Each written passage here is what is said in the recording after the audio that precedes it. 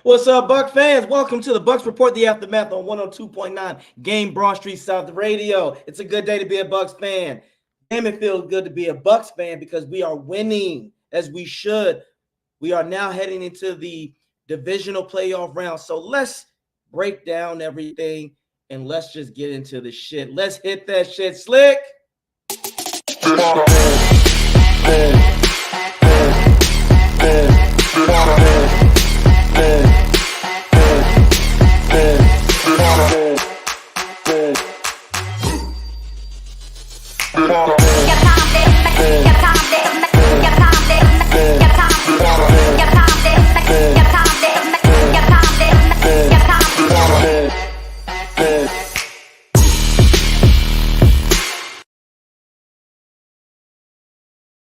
What's up, everybody? Again, welcome to the aftermath on 102.9 Game Broad Street Radio. It's your boy AJ Turn Up. Got the man right here, Coach Slick, the British guy is always flying on standby. And these color coordinations were by accident, but it doesn't matter because that's how fly we are. And as always, again, get this man an opportunity to be a coaching staff as intern for the Buccaneers. Check out It's About Bucking Time. Give Coach Slick an opportunity. His accolades speak for himself.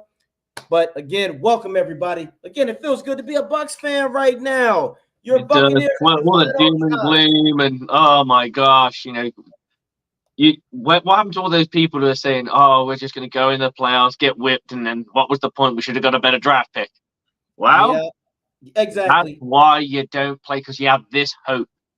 Yeah, we don't know. We don't know we're going to win the games or anything like that. We have hunches and we build a hypothesis of where we could believe that we could.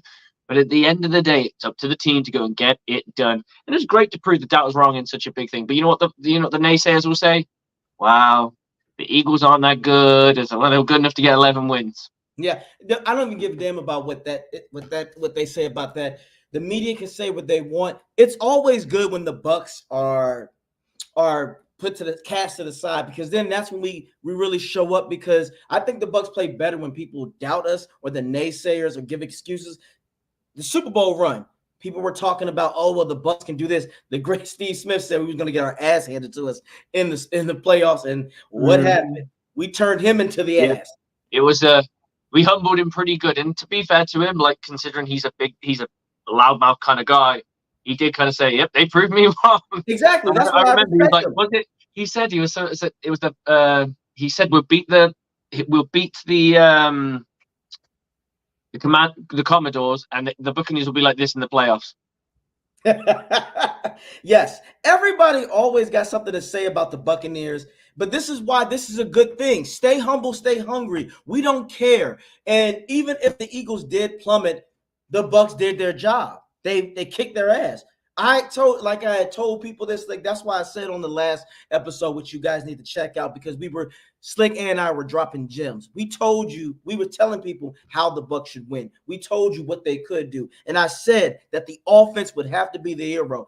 Quite frankly, they're going to have to be the hero through the rest of the series. I don't think it was just that, because we did hold them to 9 points. So the defense definitely did its part. But considering how lackluster the offense can be, and you can honestly turn around and say there's probably 3 games this season, not including this one, that you can turn around and say the Buccaneers offense was humming.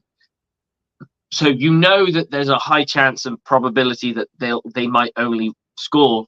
I mean, if this was the old Buccaneers, we could have probably ended up winning that game. If I'm honest, maybe 9 to 14. Yeah. That's what could have happened. But the offense dug its heels in, and they seem to have found magic. They really seem to have found how to scheme everyone open. The crossing route was there, AJ. The crossing route. I was going off. Look, I turned an empty hammer. You can't touch this. I keep telling everybody, this is why crossing routes are so deadly, and when you have the players that utilize it, it's beautiful. Palmer and Moore. It's a very nice punch to have in the repertoire. You don't want to live off them because you can't, because you'll get schemed out for them. But if you have a couple of those, especially what I always like from an offense is it to look the same. So if I have the same formation and you have multiple plays that you run out of that formation, no one can guess what you're going to do, because if you only have like 1 or 2 plays and some of them are similar, it's pretty easy to work out as a defense. Oh, they're in 2-by-1 with a tight end trips. They generally only run this from tight end trips, You are and you correct. can kind of scheme against it, and you can, this is where you bait a pick, because you'll sit back and wait for it, and it's coming, because they run a screen pass out of this, boom, you just appear in the backfield and go, oh shit. Yep. But one thing that you also, another thing that you've always mentioned a lot that makes it our advantage, when the Bucs attack the horizontal part of the field, it opens up the vertical and the run game. Because you're moving people around, you're manipulating bodies. And Coach Slick has been saying that. And that's why I kept telling people he is right. When you are doing not only vertical plays, but horizontal, we were killing the Eagles. They had no answer because Canales came out That middle of the field, man. What a player we have in K. Dotton to just come out of nowhere. And I said it's going to be the unsung heroes. Dave Moore. Yep. No one's scheming. No one knows. What does a Dave Moore run? I don't fucking know, because we don't see him run anything, right? Exactly. First of all, they're like, who the fuck is that guy? And that's what you want. You got to have the who the fuck is that? Or the tape is limited, or maybe they didn't watch it as much because they're too busy paying attention to the Mike Evans tape and all the other tape that's available. So they really schemed the other guys in pretty well, and still our guys ate as well. So Chris Godwin to get a touchdown. I love that. Oh yes, but I love that Otten was becoming what we always expected. He was the guy that was stepping up, and it was funny because he was making the most difficult catches, and then certain catches he's dropping. I'm like, damn. We've seen this, and this is the nitpick, but to be cool. Had the Bucs not dropped certain passes, this game would have been over by the first quarter or first half. That's how bad the Bucs were kicking the shit out of this Eagles team. I mean, they definitely should have had a touchdown on the first possession for sure. I think we can all argue there should have been a touchdown on the first possession. So even if you go into the half, what was it? There was they didn't score nothing, so it was 9-14. Yeah. It was 9-14, 9-13. Sorry, you convert that into a 9-17. Mm-hmm. It's a bit of a different story, and like you said, there was still meat on the bone, so you could quite easily put another field goal in there. I think the thing that frustrated me was every time we were knocking on the door for field goals in the second quarter, they tended to kind of knock us out of it. And I'm like, if Baker just doesn't hold on to it or he doesn't throw it away, in the end, the scheme prevailed. But there's a little bit that my biggest nitpick or takeaway from this would be Baker has to be a little bit smarter when he's in that field goal range. Don't take any risks. Chuck it away. Run out of bounds. Take what you can get. Take what you can get from it. I agree 100%. And he also has got to be aware. Now, I'm going to cut him some slack because he made up for it. But there are certain times where if you don't see it coming, take the hell off. Because there was a play where he didn't have to take the sack. If he simply just runs, he could have gotten a simple 3 to 4 yards and call it a day and fall down. You're right on that. He has got to just know when to get that time clock out. Like, oh, shit, ain't nothing there. And don't try to wait for it to develop. If you can see already, oh, if I don't, I'm going to get my ass rocked. Pause.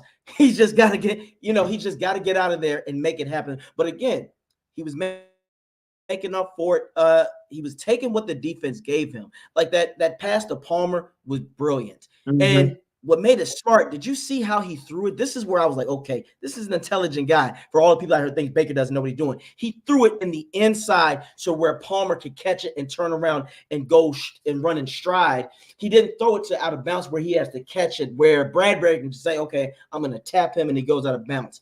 Bradbury, first of all, has been one of the most regressed corners that I've seen in a long damn time. When I saw that he shook off of him, I was literally in the bar with my hands like this in the air, because I knew that was a touchdown. Nobody was going to fucking catch Palmer. Now, looking at the ball, he just put the Jets on and he was straight through. And I was like, where's it? Because the prop, sometimes I find that irritates me about the broadcasts is sometimes they zoom in on the players they're running and you can't see if there's anyone coming from any angles. And I'm like, can someone just give me a few frames out so I can see what's around? I don't need to be so far out that I can't see, like I just see a dot walk running, but I want it to be zoomed down enough so I can see the points of entry from anyone else. I can't see anyone because they zoom so close in on them Yeah. The only time you're going to see them is if they don't make it. Yeah. And it's too late. But yeah, fantastic play. Dave Moore showed the strength to kind of not hurdle his way, kind of corral his way all the way through a bit of traffic, and then some, and get his touchdown. Chris Godwin's touchdown was like a thing of beauty. I didn't even think that was gonna be a touchdown. If I'm honest, I thought that was a throwaway. And Right. then he comes up with a touchdown because I saw the ball going towards the end zone. I was like, oh, it looks shallow. Maybe someone's gonna come away with this shit. Oh, it's us. All right, that's okay. That's fucking okay. Let's go. And what made that so beautiful is the simple fact that he called that. He said, "Look out, Chris," and just talk. That's some GOAT type shit. I love that. This is why Baker is so important this year, and he should win, in my opinion, the comeback player of the year. When you're right, Slick, I thought, okay, you're gonna throw it away, whatever. But when I saw that Godwin adjusted and caught the shit, I just was like, wow, we are really look. Now, Slick, I always tell people if this Bucs offense can just be average, we're dangerous. And the reason why I say when the offense is the hero, this is where I want the Bucs defense to be the villain. You know why? The Bucs defense, in my opinion, when they have a lead, they play so much better. And I think they're more relaxed. They don't have the pressure on them. Even when Devontae Smith looked like he was going to go off, you saw no fear. And a lot of people, I think shout Devontae out to Smith is the McCullum, only standout player on their team because who wanted to be there. he did everything. If it weren't for him, they wouldn't have done much else. The run game Nope. was shut down. He The was the run only game one was who shut down. Julio Jones, they got Julio Jones made of yeah. plastic. They just went. He went.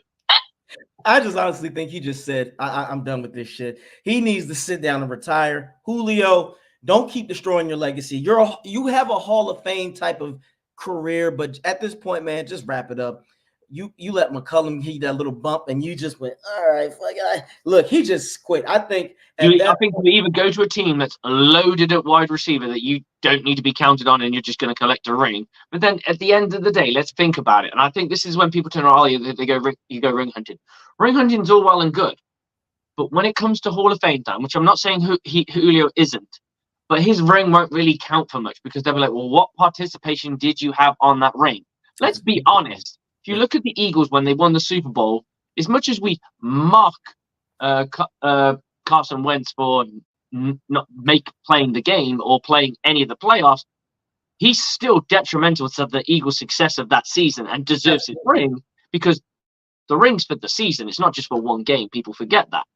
But Julio Jones collecting a ring, if he was just on a roster and barely played, a bit like LaShawn McCoy's got two on two rosters that he barely played on, it's very, very different. And I don't think it makes any difference when it comes to Hall of Fame time. It's like, oh, you got two rings.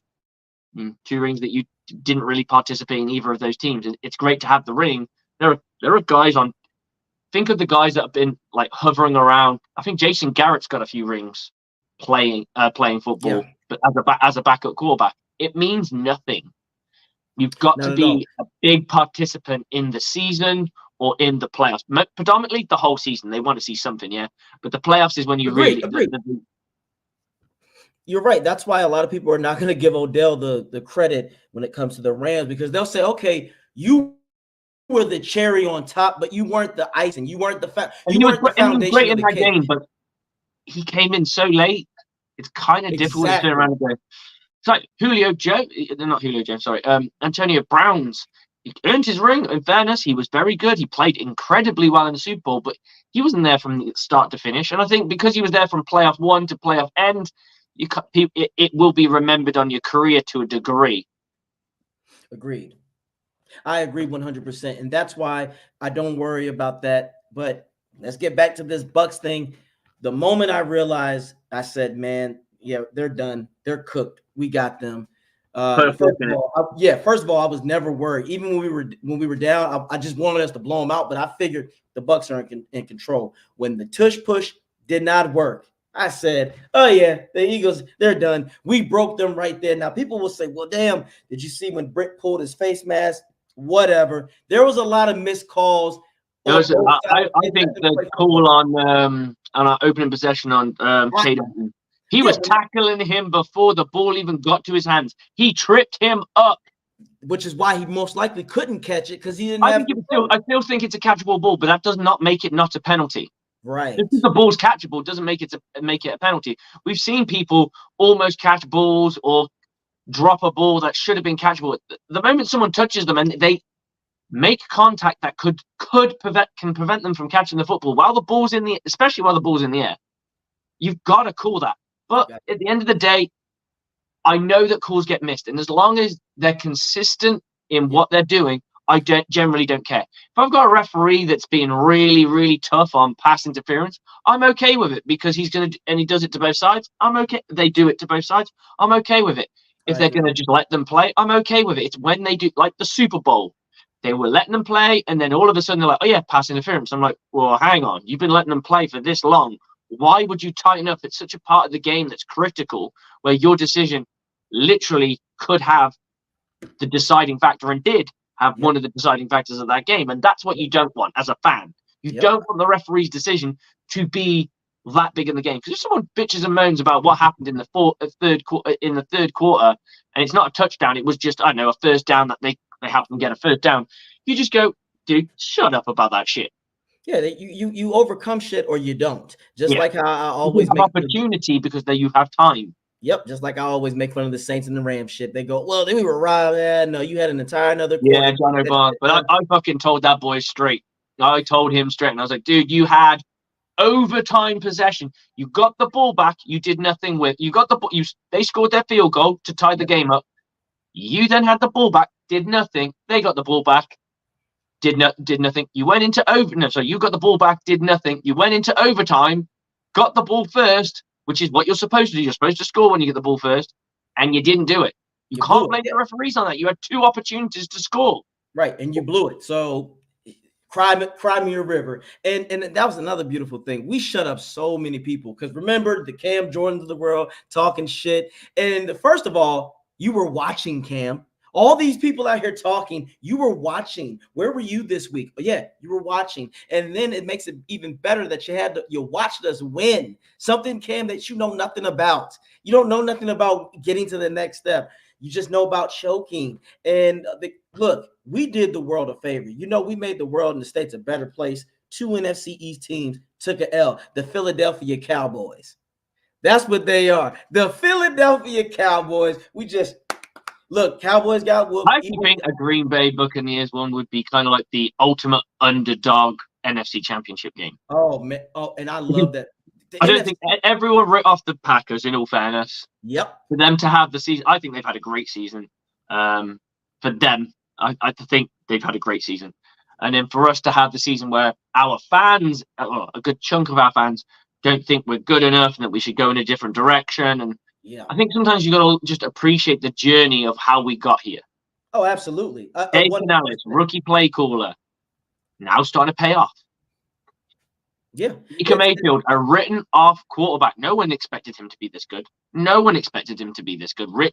I'm talking media wise. I know there are people, us at Bucs Report, we made some hypotheses and we're actually, Yeah. this guy could actually work within this scheme, in the framework. It could work quite well. But the media had him written off. Oh, absolutely. They had us written off as a team. We had the worst cap space in football. And we go out and we're now in a divisional round with a game that we blew out a fake Super Bowl favorite. We blew out a Super Bowl favorite. Now, granted, they were playing bad towards the end, but that's irrelevant. We That's right. killed off a Super Bowl favorite. Yep, and a lot of other media people still said, but they're gonna find a way. Even though at that point I said, okay, you guys are not doing football logic. You're just doing. Vegas had them by 3. Yep, exactly. How close were they by 3? Minus. Oh, it was the ass beat. But again, it's football knowledge. You and I know it's not. You can't always just turn it on when you're in a turmoil like that. It is very rare to knock that shit out of. I think the coach has lost the locker room. I agree. Sirianni. You can't be in the middle of the fourth quarter and everyone's looking at the floor dejected. I'm like, you saw Baker Mayfield going up and down. I know we were winning, but I've seen Baker Mayfield do this in losses, in games that we ended up losing or we came back from or what have you. He's firing them because they were never out of sight until they were out of sight. Yep.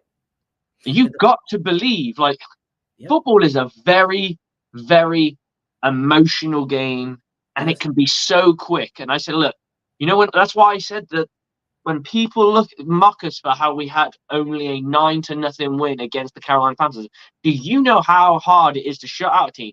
Let alone shut out a team when you're only 9 points in front. And we weren't 9 points in front the whole game. Right. All they needed was a touchdown and a field goal, and it was over. They walk away victors. So they get a possession, score on it, hold us, and their defense was holding us. There's a reason we got 9 points. They get the ball back, they go down the field, kick the winning field goal, and it's all done. And we go, wow, we fucking held them, and in the last 5 minutes we couldn't. Exactly. The different fucking kettle of fish, dude. It is so difficult from the mental. Your execution has got to be shit hot. Now, it does help that they aren't a great team. It really does. But they still wanted it. Exactly. They still wanted it. Those players wanted it, man. Yeah, they want to be spoilers, and again, that's why. But I tell people this is how I knew the Bucs offense was going to come out swinging.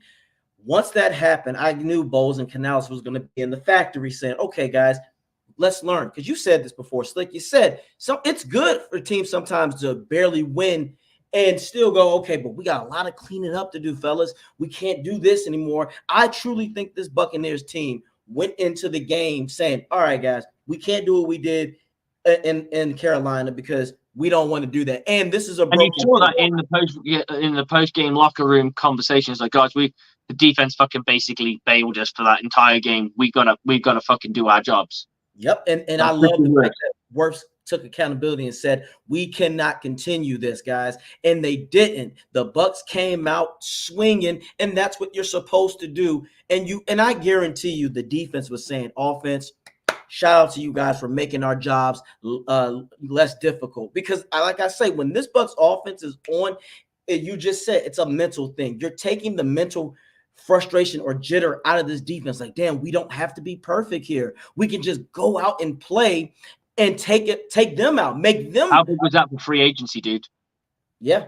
People, even if the Buccaneers lose against the level of players that we're going to retain, yes, Mike Evans shouldn't be looking to walk, because it's like, where do I go? He's going to have to look for a situation that's, let's face it, he's going to look for a playoff situation. There aren't that many, and I think he's pretty happy in Tampa. He's built a fan base. He's built a base of operation, and he's just found himself a quarterback that he's built some really good chemistry with. They have been a bit on and off at times, but I think that happens with wide receivers. You can't just strike gold all the time. Otherwise, people who are walking away with 2,000-yard seasons all the time receiving, and that doesn't happen. So,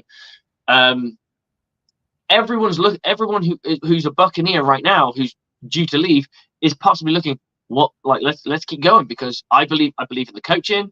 I believe that we could do this. If we win, it goes even higher, and then free agents go, you know what, the Buccaneer squad could. The Jacksonville Jaguars took the brunt of that. Yeah, you got to understand that when they had their season and they went as far as they did, they were in a conversation where the free agents wanted to go there because, well, why not?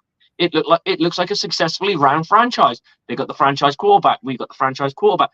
All those things kind of like line up, and you go, Tampa looks like a good place to go. Or I could be that missing piece that can get them there. Yeah, missing piece. What if an edge rusher goes out? An edge rusher could say, you know what? I'm still sort of in the prime of my career. I'll take a little pay cut and get down there and get this Bucs team a championship. And as you just said, Mike Evans is going to be back there going, I'm an icon here.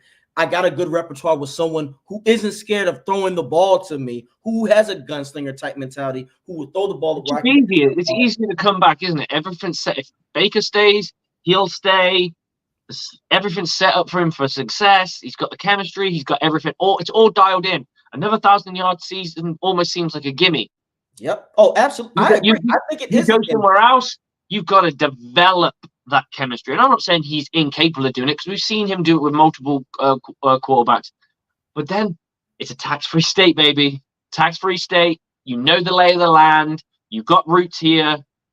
You are pretty much Mr. Buccaneer at this point. I don't care what anyone says. When they do the Mount Rushmore, by the time Mike Evans retires, he will be probably one of the greatest Bucs of all time. Oh, I told you the four Bucs of the Mount Rushmore is going to be Evans, Brooks, Dungy, and possibly and Rondé. Those are your four right there. I think you got to put Salmon in there, dude, because he is the one. I mean, yeah. If we're gonna do It's players, difficult, man. It's it difficult. is. If we're gonna do players, you're right. It'll be Selman, Brooks, Evans, and Bronde. Those are your four right there. Those are your four because they all represent the Bucs in a great way. Humble, And they're hungry. all career guys you put there. Every That's single right. one of those players is career guys. Yes, and they redefine their position.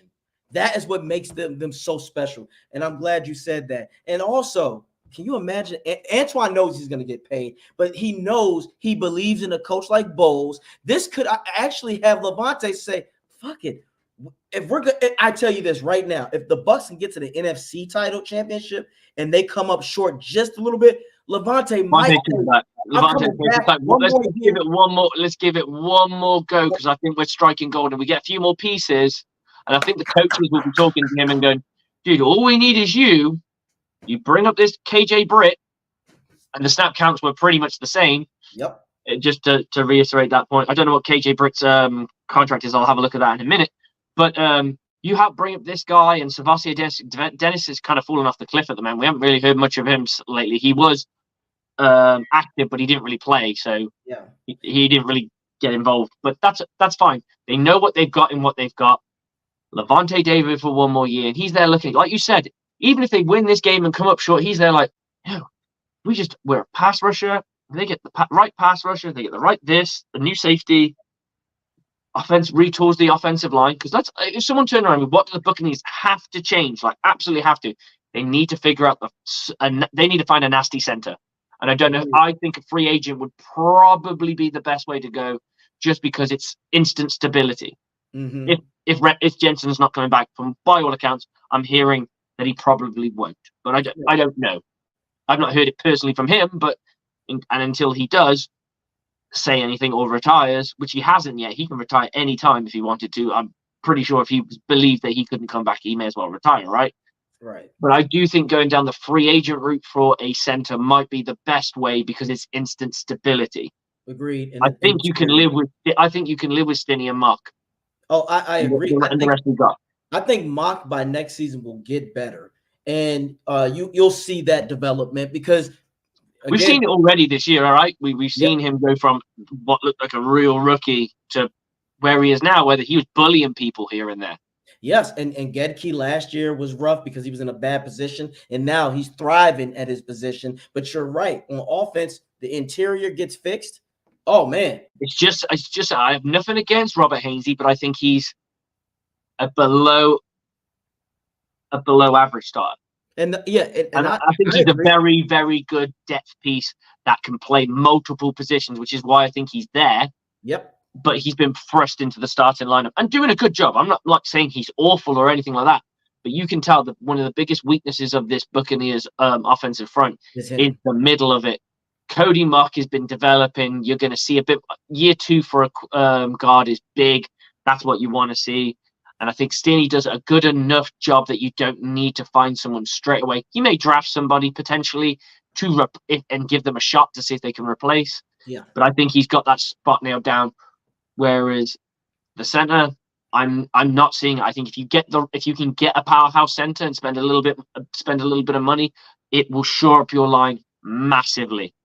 I agree 100%. But that's the beautiful thing about this offense. We're damn near set. You know who they've been saying has been coming up a lot in practice now. He's starting to get out there, Durham, the tight end. Yeah, he had a good play. Yes, he did. And I honestly believe, I don't know why, I just have a feeling that Canals is going to give us something sweet that I want to see, a 2 tight end set. Oh, man.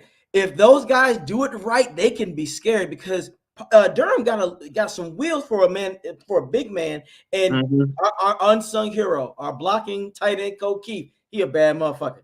And and he could be another sneaker because he got a little bit of decent hands. And he always seems to sneak by. No one pays him any attention. It's when you're the blocking tight end, nobody gives a shit.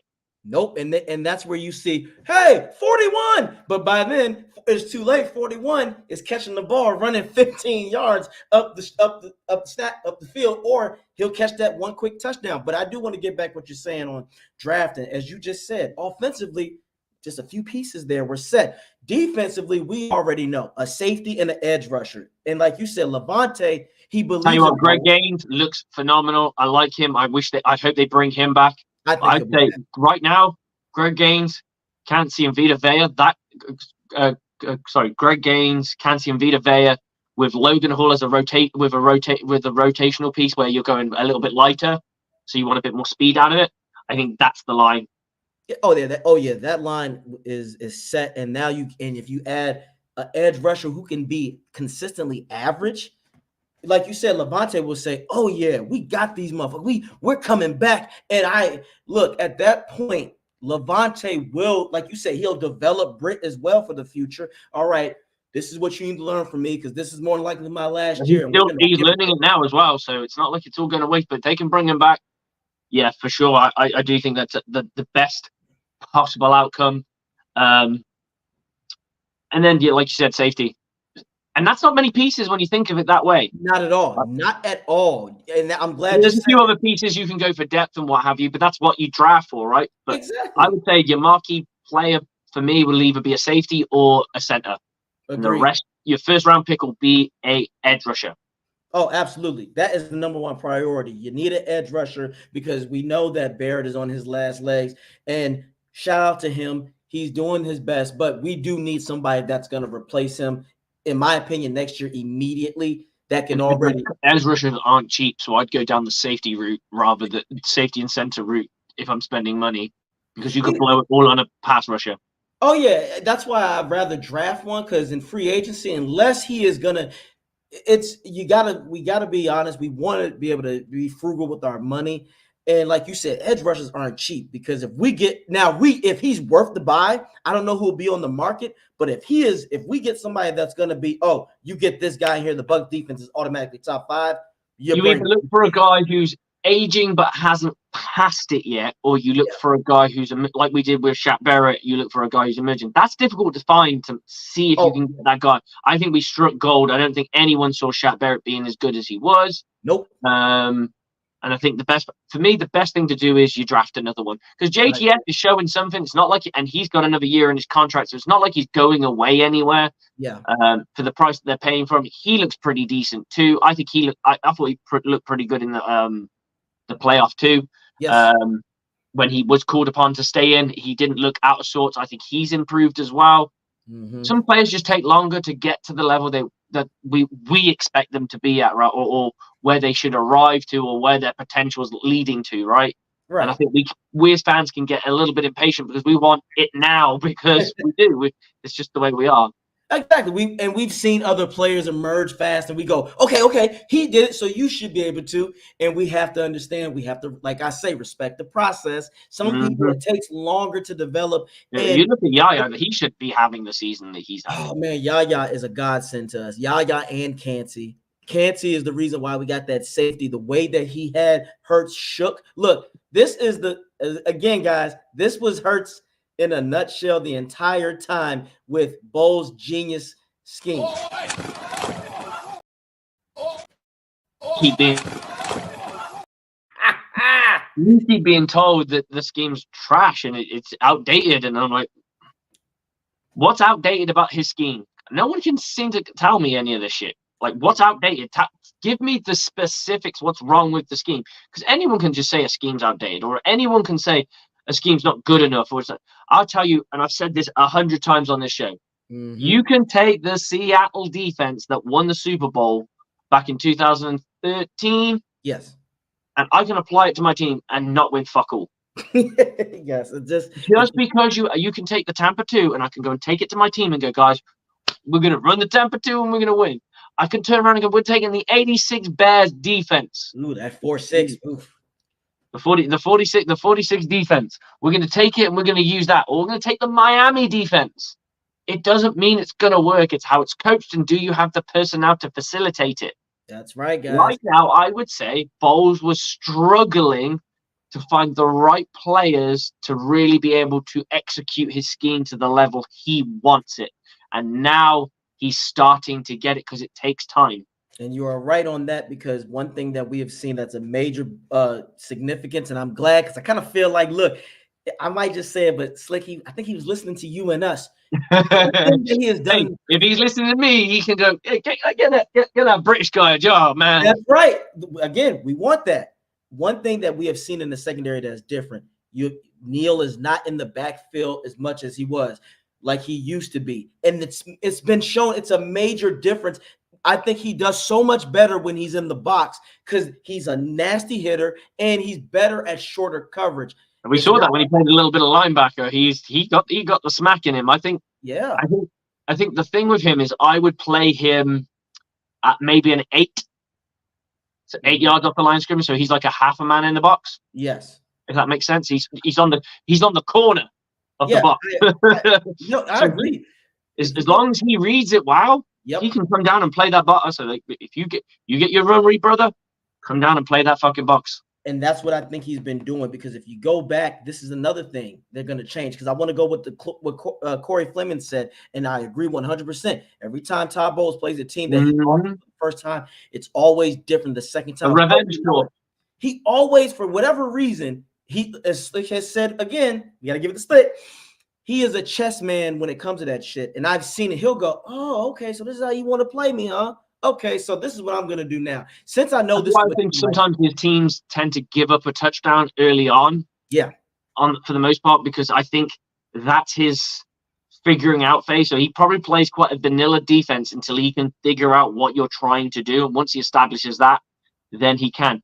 I think the times that he's been beaten is when he's gone against someone who can change as well. Perfect. Right? I'm glad you said that. Someone who adjusts. When you keep Bowles on his toes, that's where I think he kind of slips up, like, oh shit. I think that's any coach though, isn't it? Right? That is true. You can argue with any coach in the world. You keep them on their toes, that you get to a point where they're guessing, or that they don't have faith in what they're doing, especially if they're not 100% sure that the guys can execute what he wants them to execute. So then you are holding back plays, or you're holding back scheme ideas that you would normally use that you can't.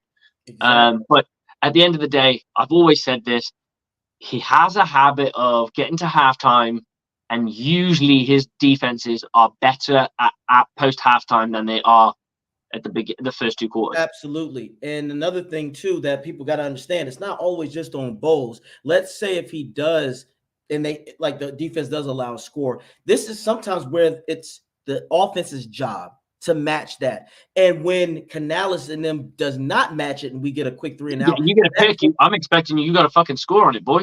Exactly. And that's what was giving you full momentum. They are dejected because they have lost the fucking football. Yep. You go in there with your fucking everyone's on fire, and then you just go 3 and out, 3 and out. Yep. What was the fucking point? You can't do that. And that's why back under the Arians regime, we could risk it like that, because we knew, let's face it, like we knew back in 2020 and 2021, if something happened on defense, we were like, offense to take care of it. Offense, and they usually did for the most part. All right, they'll be a perfect match in heaven, because there were times where the defense would just go, nope. And there were times where the offense would go, our defense is struggling, we're picking it up. And exactly. And that's why I think for me this season, this is the team where when the offense is flourishing, the defense does the same, and you can't, it's hard to beat us.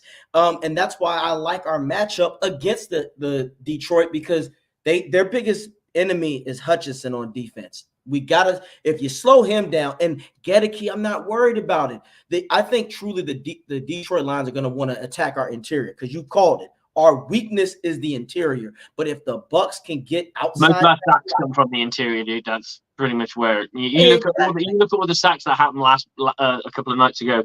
They were from the interior. It wasn't from the tackles. Nope, it was. They just bully up front. I don't know what no, they have good players in that area, but I don't think they're quite as good.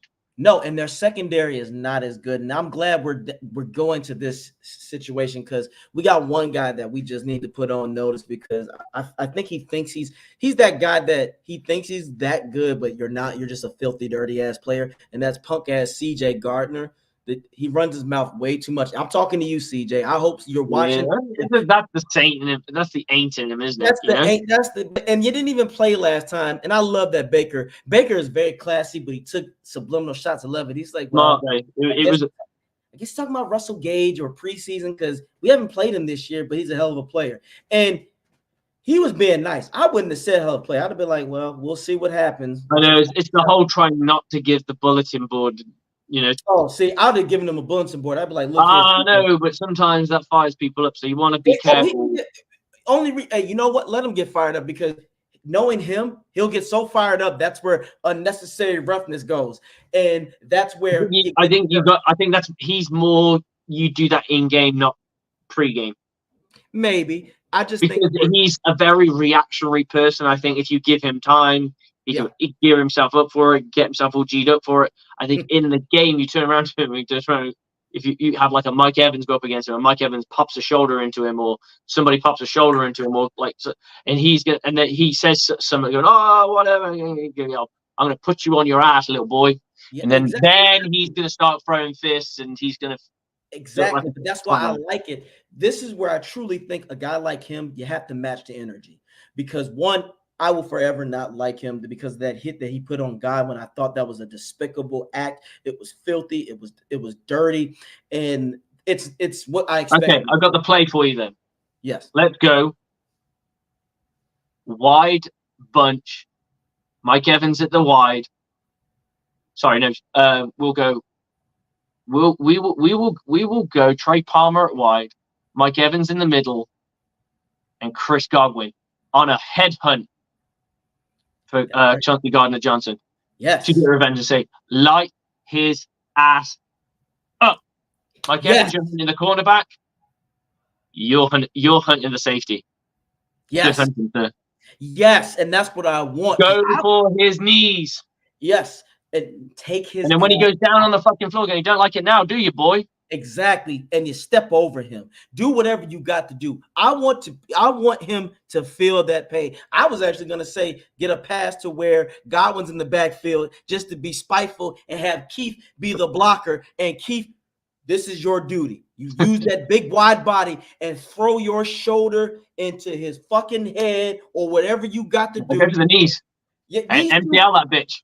I yeah, don't give a do fuck. whatever you got to do. Put him on his ass, and when he cries, look, I don't wish anything on nobody, but you go back and go, fuck that guy. He'll be just fine. He got a check coming in Tuesday. We about to whoop that ass. You talk too much, and this is why I hope Baker throws in his direction because CJ. The problem with CJ is he think he's better than what he is. It's like, bro, I you don't think are. he's that good, to be honest. I He's think not. He's just a dirty he's player. I'll give him his due. He's a physical corner, but he's not there's no finesse to his game. Not at all. And that's why if you can outmaneuver him, which Godwin does all the time, it can work. But again, the Detroit secondary, I'm going to attack it. I truly think if Canals comes out like he did with the short passes and use the intermediate and the crossing routes, it will develop because they want us to run so bad. Because like you said, they know our interior is weak. But if our passing works like it did against Philly, they're gonna have to unload, get out of that box, and then that's where you go. Rashad White, do your thing with an HB draw, get those easily 6-7 yards, and make them panic. We want to at least make them play from behind. If you can go up, I'd say just go up 10 points. That's where Bowles will manage the game by then. I don't expect us to be. We know this Detroit team can be beat. They have been beaten. They've been beaten a few times. So it's Yes, not sir. like they're going to turn around and that's what you got to look at. Every team's lost a game. They're not they ain't won shit. They haven't won No shit. one's won shit. And they can be beat. And like you said, it's not. And when it comes to the matchup now, I want to go on the Bucs defensive side now. In my opinion, and Slick, this is where you are the defensive minded guy, but this is just my personal opinion.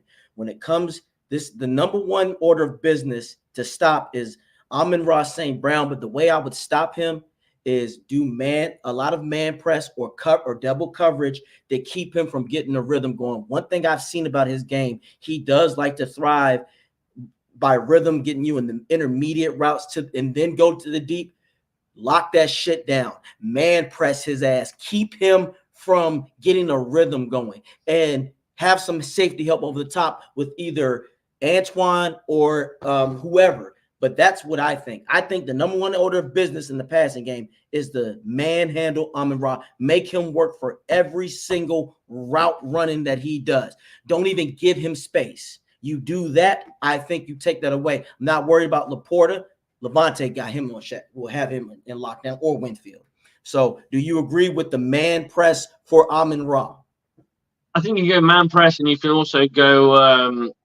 You could go cover two press. So the corners play the flat, so they could, or one of the corners plays the flat. So you could even do it in cover three as well, where one of the corners play flats. You have a roll free, and that way it doesn't matter because then you just, what I always coach is if you're corner, you play the flats, you jam up, wait, and you can be as aggressive as you want. It doesn't matter if you lose, right? Whereas playing man, you've got to stay with them, right? In this, you can be as aggressive as you want as long as you're not grabbing. So you can just fucking thump into a guy, knock him off his route, jam him up. Jam and reroute is how Hardy taught me on that when we were talking about how the Tampa 2 with the two safeties go deep, well, rather than as corners would normally would go deep. Jam and reroute. You jam and reroute, you make them go like this. So you're here, you make them do this. They go around you. That time it takes to go around you is a little bit more. Then all you need to do is just keep shuffling behind them because the safety's bracketed, so that you've got two people in between one guy. Ooh, spectacular! I like that, Slick. See, guys, this is why on the defensive side, this is where he comes in. For me, you want to beat the shit out of Amon-Ra. If you beat him up early, that takes away from a lot. And then that's when Goff, I don't think Goff is going to thrive this time when Bowles disguises the scheme and blitzes. Because now, and another thing in the interior, you just mentioned Vita, Green, and Canty. We're better. We're better than we were last time. You got to remember, Canty was coming along. Yep.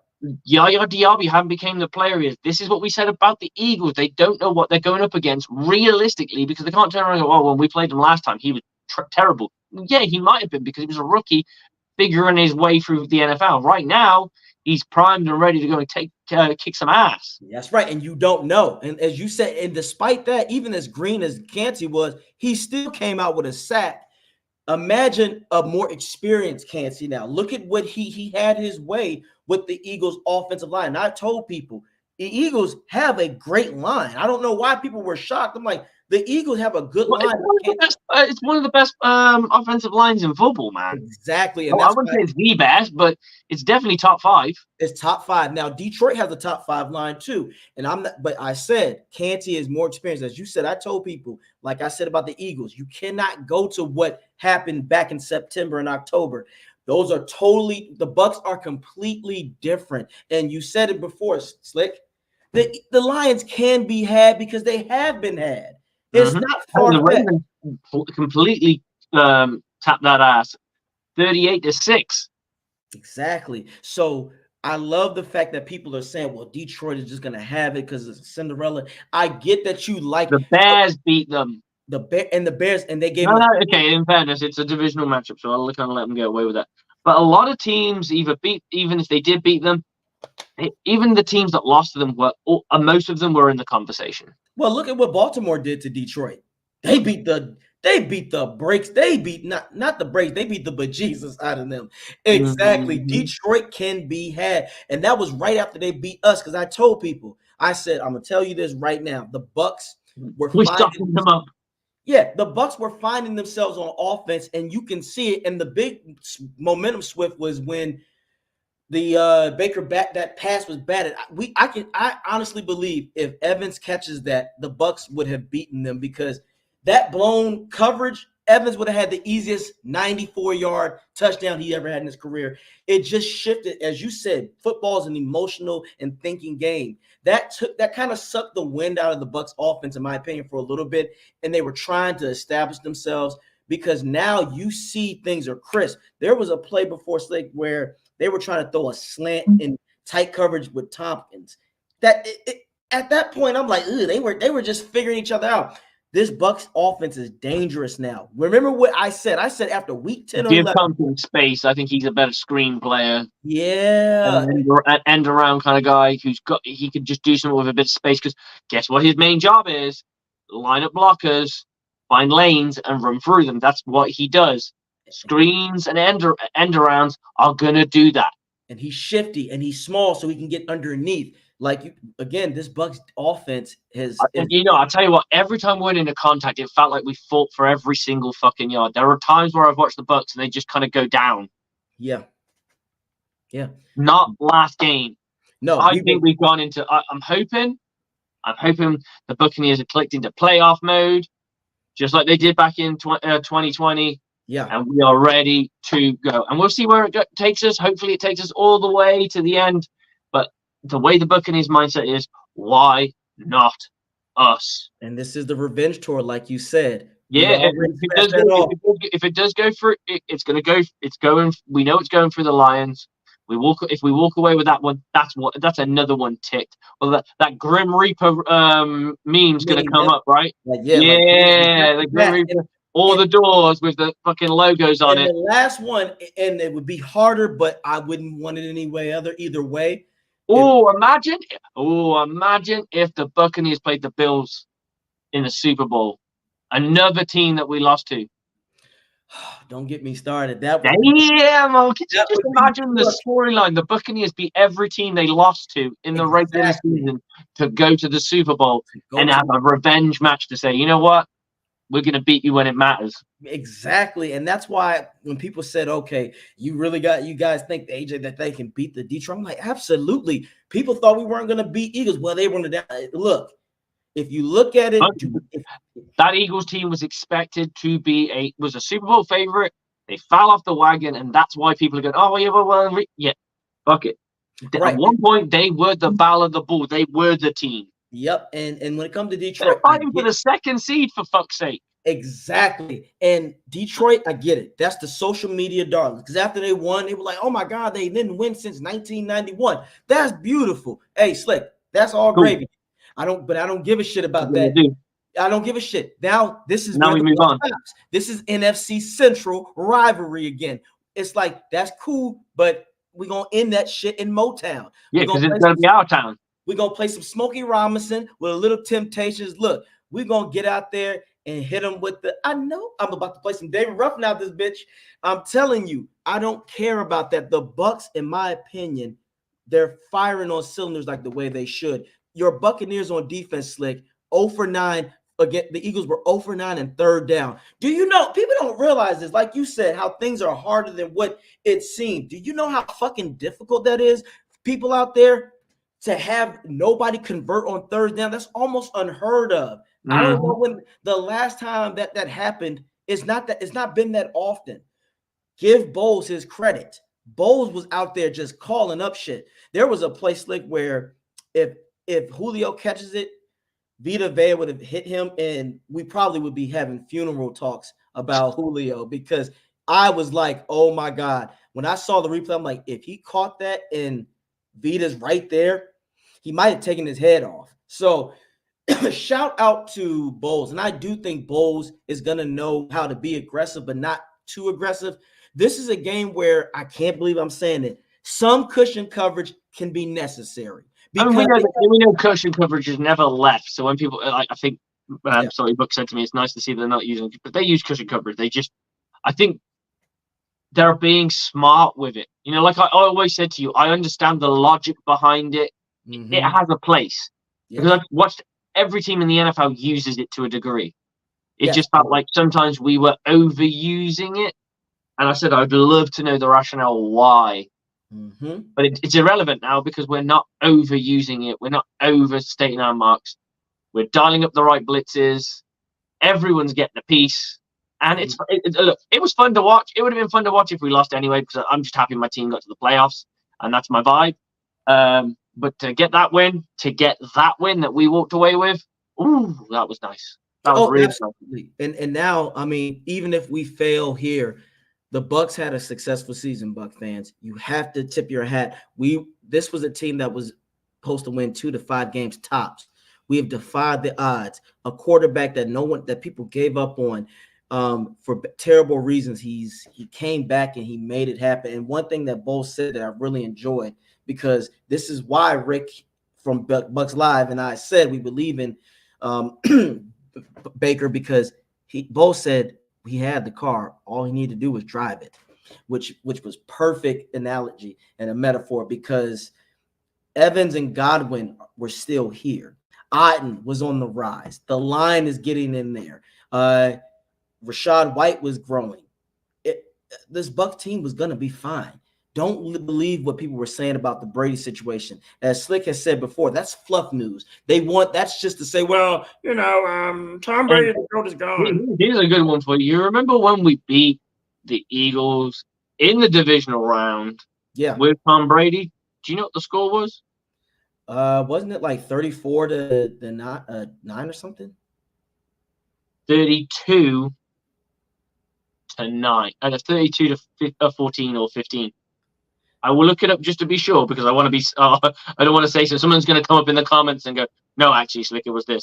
But it wasn't as good as it was when we last just played them. Yeah. That's my point. Oh, absolutely. Again, this is a team this And this year is when we were on fucking.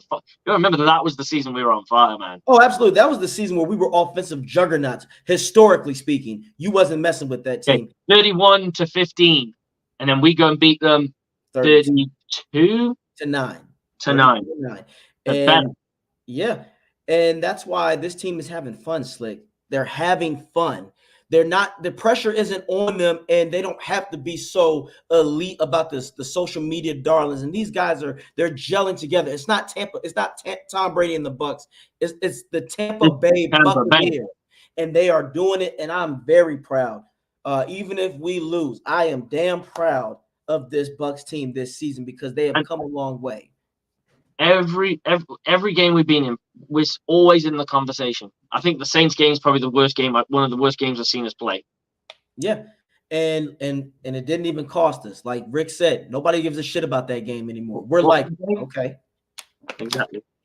Don't matter because we're in the playoffs and we just won a playoff game and we're moving on. And here, how concerned are you about the Buccaneers going to a cold weather city and having to play in the cold weather? Yeah. Well, you do know that the Detroit Lions play in a dome, right?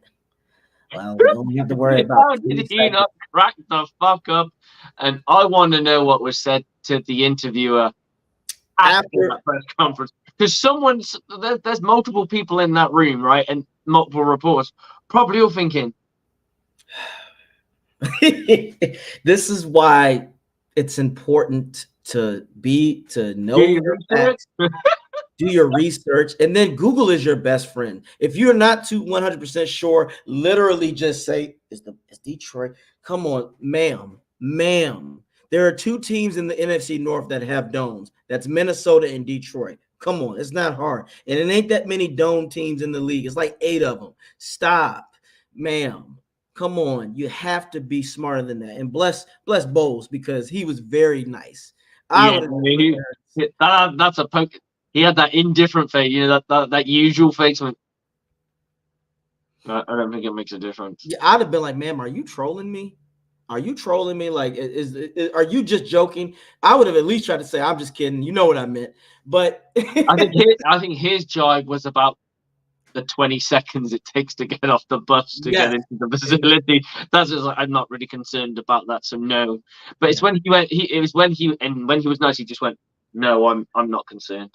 And then he added to it and went, "I'm not. The 20 seconds it takes to get off the bus into the facility, that's not really a thing." Yeah, that's yeah, but yeah. On that note, I just want to ask because I know we'll be talking about this more, but we still got to give our predictions and stuff. Like, I'm gonna leave it for a little bit longer. So okay. I did a bit of injury report and. Gotcha. Yeah, we'll do the. I mean, I'm always going to pull I'm always pulling for my Bucs. So I don't give a shit. Me too. The Bucs. I feel the Bucs will win, and then the next show I will break down. We will break it down, guys, of what's going to happen and why and what to expect. But overall, yeah, the Bucs will win. Hey, yeah, I'm going to give you my gripe of the game this week that we just won. What the fuck is it with that Eagles team, Nick Sirianni, with his Italian flag stitched into his top? He's not fucking Italian, dude. You're American. I bet he can't even speak a lick of Italian.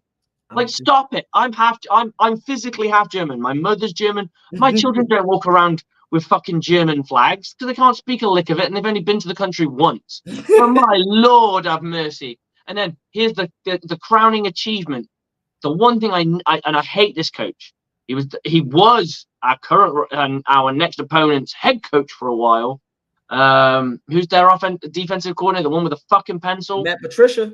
Matt Patricia. Dude, you are holding a laminated call sheet. A pencil will make no fucking difference. You need a marker for that. What is this, a fucking fashion fucking thing? Stick the fucking pencil? I've never seen him use it. It's just there. Yeah, sometimes. Like, if he turned around and did this, and he's like, I'd shut the fuck up. I've never seen him use it. That being said, I don't watch him a lot, but it just seems so goofy and dumb. There he is with a fucking laminated call sheet. Well, there's a reason why he's asked Patricia. Not ask Patricia, because he's just, look, man, he's butt sauce. That being said, the fans that threw popcorn at Nick Sirianni, that's a dirty move, man. Well, like, that's Philly. That's Philly for you. Look, yeah, it's Philly's just wrong, man. Philly's a dirty ass. It's just a bunch of dirty ass folks. You've got a guy who got you to three playoffs in 3 years, right? In 3 years that he's been there, I believe. Yeah, Nick Sirianni, he's got you to 3 playoff berths. I know that they have a very high, a high / over expected standard. Yeah. Because they've won 1 Super Bowl. They are one. I always call them the most underachieving team because they've been around since fucking forever. They have this prestige of winning, which they do. They win a lot. They win a lot of regular season games. They go to the playoffs on a regular basis. They just can't get the fucking shit done. No, he cannot. But again, I have one little experience. When I went to Philly on Thursday a few years ago when the Bucs beat them, I had the Vincent Jackson jersey on. Can you believe, like, and they knew that, you know, he had passed. They made such derogatory remarks about him, and I just was like, wow, I wouldn't expect anything less in Philly. I'm just telling you, it's just one of those cities where a bunch of punk ass fans are just silly and stupid and outrageous. There's a reason why I'm glad the Bucs shut down the Vet. I can't stand the Eagles. Yeah, my vibe with fans is I love the rugby vibe where you just get drunk together and have a good time, like have a bit of banter with each other. Yeah. During the game, you are fucking talking trash all day fucking long. Lead up to the game. After games, it's just like, we had a good game, sir. Boom, boom, boom, boom. Let's get drunk. That's me. Yeah, that's how I would run shit. Oh, I agree, but unfortunately, hey, you guys had a good fucking game. Hey, fair play. Yeah, we don't do that shit over here. It's a bunch of shit talkers, and unfortunately, in this era now, once upon a time, we did do that. Hey, man, good game, honorable. Now you got Sirianni people going, take that, Kansas City, during the regular season, and then you get your ass handed to you in the playoffs. But again, let him do what he wants. If, again, I don't mind. It is what it is. He ain't my coach. So he ain't your coach. He ain't my coach. So it is what it is. But I will give you further ado on that. I'm going to let myself get out of here, Slick. Same on pretty much. But again, guys, I appreciate you all. Again, always get Slick in there. Watch the It's About Bucking Time video. Give Coach Slick an opportunity. We want to get him in there, guys. Let's make that happen. And as always, you can catch my others. I just put out a little while ago a video of the Detroit Lions and Bucs preview. Check that on It's About Bucking Time. It's a lot of good, juicy information in there of what we just discussed. And as always, guys, you take care of yourself, Slick, and go Bucs. We will see you guys in a few days. I'm excited. Let's go. Let's go, brother. I'll see you soon. Take care, my man. And you, brother. Okay, guys, that's pretty much the end of the show. So, hey, did any of us really think that we were going to win like that? I know AJ did. AJ called that shit. But, wow. I can't honestly say how happy I was. I don't think I stuck my middle fingers at the screen so much because the Eagles just pissed me off. Great to see them walk away with nothing. They flew all the way to Tampa and kicked 3 field goals and then fucked off. I like it. Detroit Lions, we're coming. Buccaneers are coming. We're gonna make them walk the plank. Let's go. Bucs on me. Bucs on free. 1, 2, 3. Go Bucs.